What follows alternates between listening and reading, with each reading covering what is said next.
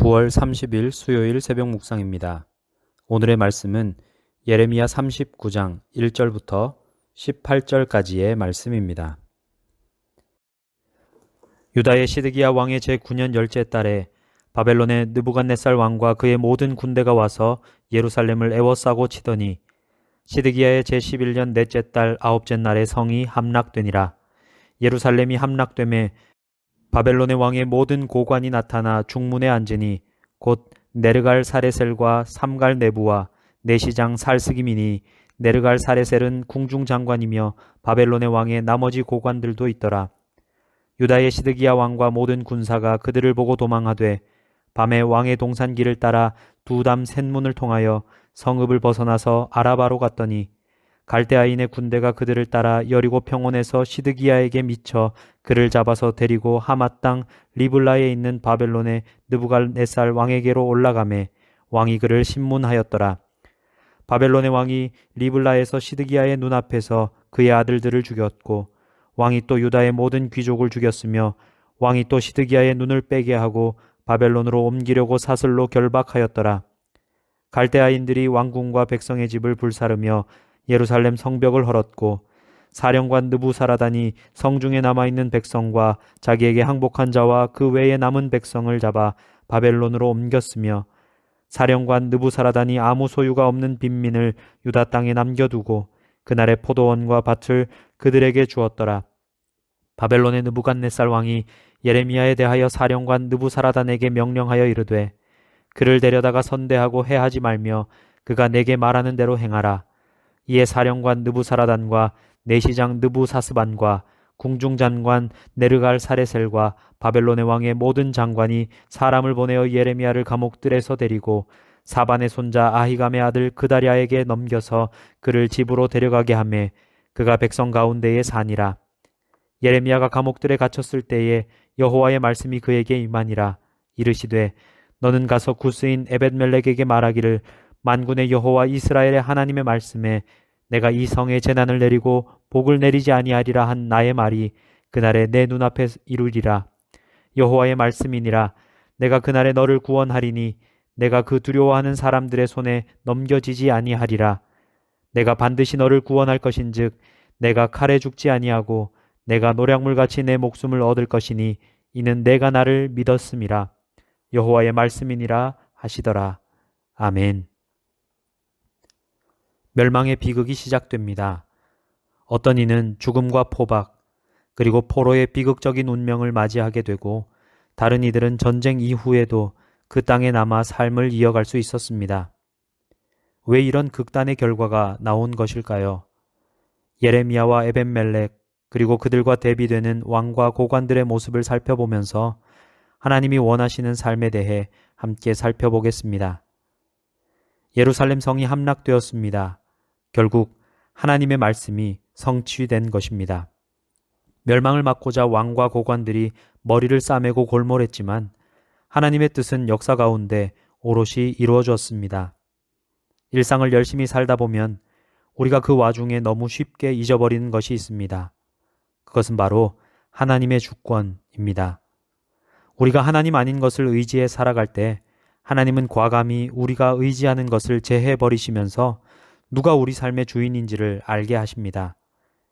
시드기야는 도망가지만 바벨론 군대에 사로잡혀서 비참한 일들을 겪게 됩니다.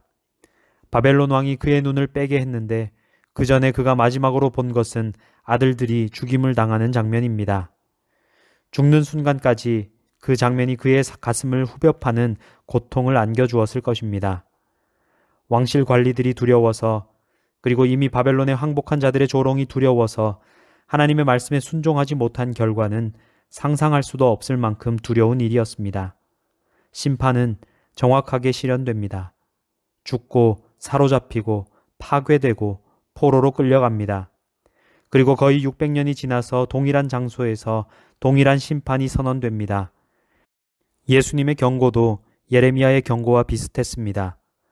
지도자들의 타락과 나태함 때문이며 죄악과 불의에 대한 징계입니다. 하나님은 불의와 불법에 진노하시며 심판하십니다. 우상을 섬기고 정욕대로 살아가고 하나님 두기를 싫어하는 마음을 심판하십니다. 우리에게 주시는 심판도 다르지 않습니다.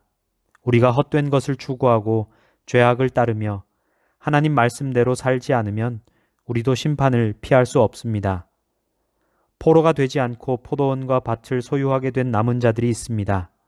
아무것도 가지지 못했던 자들에게 많은 것이 은혜로 주어졌습니다.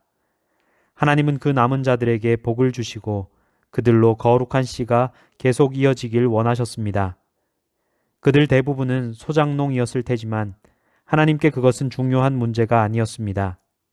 그들에게는 하나님의 뜻을 알고 그것을 전해줄 예레미야가 있었기 때문입니다. 하나님은 예레미야와 더불어 또 다른 의인을 구하십니다. 에벤멜렉입니다. 예레미야를 위기에서 구해주었기에 포로의 운명을 피할 수 있었습니다. 그의 의로움은 하나님을 향한 믿음에서 온 것입니다. 성경은 우리에게 끊임없이 의인은 믿음으로 살 것이라고 알려줍니다. 아브라함부터 지금까지 하나님의 사람은 믿음으로 의롭게 되었고 그 의로 구원을 받았습니다. 우리를 살리는 것은 오직 믿음뿐임을 잊지 말아야 합니다. 예수님의 말씀처럼 율법은 1.1획도 없어지지 않고 다 이루어질 것이며 불법을 행하는 자들은 심판을 받을 것입니다. 아무리 강하고 왕성해 보여도 악인은 심판을 견디지 못해 사라지고 의인은 하나님의 은혜와 영광으로 존귀케 됩니다. 우리를 구원하고 결국 존귀케 만드는 믿음으로 승리하는 성도들이 되기를 축복합니다. 기도하겠습니다. 사랑의 하나님, 감사합니다. 9월 한 달도 지켜주시고 이제 9월의 마지막 날을 맞아서 또 하나님 앞에서 이 하루를 시작하게 하시니 참으로 감사합니다. 하나님, 우리의 삶 가운데 놓여져 있는 수많은 종류의 두려움들이 있습니다. 그러나 하나님을 의뢰하고 그 말씀에 순종하는 자들은 어떠한 두려움도 이길 수 있다는 사실을 잊지 않게 하여 주시옵소서. 사망의 권세를 이기신 예수님께서 우리에게 영원한 생명을 주셨고 또 성령 하나님이 우리와 늘 함께 하시기 때문에 그 어떠한 두려움도 우리를 해치지 못함을 믿고 살아갈 수 있는 믿음이 있게 하여 주시옵소서. 주님, 정말로 우리가 주님의 인도하심을 따라가는 자들이기를 원합니다. 심판의 날이 가까이 올수록 우리의 삶이 주님 앞에서 정결한 모습이기를 간절히 소망하오니 우리가 하나님이 허락하시는 거룩함 가운데 살아갈 수 있게 하여 주시옵소서. 우리의 삶 가운데 날마다 구원의 열매를 맺는 참된 믿음과 또 그 믿음을 지켜나가기 위한 희생과 또 수고가 우리 가운데 있기를 소망하오니 우리의 삶이 하나님 보시기에 합당한 삶이 되게 하여 주시옵소서. 오늘부터 추석 연휴가 시작되게 하신 하나님의 은혜를 기억하며 우리가 가족들과 모이든 모이지 못하든 간에 서로를 위하여 기도하는 자들 되게 하시고 또 가정에서 예배하며 함께 격려하고 위로해 줄 수 있는 귀하고 복된 시간들이 우리 가운데 있게 하여 주시옵소서. 그리하여서 우리에게 가정을 주신 하나님께 영광을 돌리는 귀하고 복된 명절 될 수 있도록 지켜 주시옵소서. 예수님의 이름으로 기도하오며 이제는 주님이 가르치신 기도를 함께 드리오니 하늘에 계신 우리 아버지, 아버지의 이름을 거룩하게 하시며 아버지의 나라가 오게 하시며 아버지의 뜻이 하늘에서와 같이 땅에서도 이루어지게 하소서. 오늘 우리에게 일용할 양식을 주시고 우리가 우리에게 잘못한 사람을 용서하여 준 것 같이 우리 죄를 용서하여 주시고 우리를 시험에 빠지지 않게 하시고 악에서 구하소서. 나라와 권능과 영광이 영원히 아버지의 것입니다. 아멘.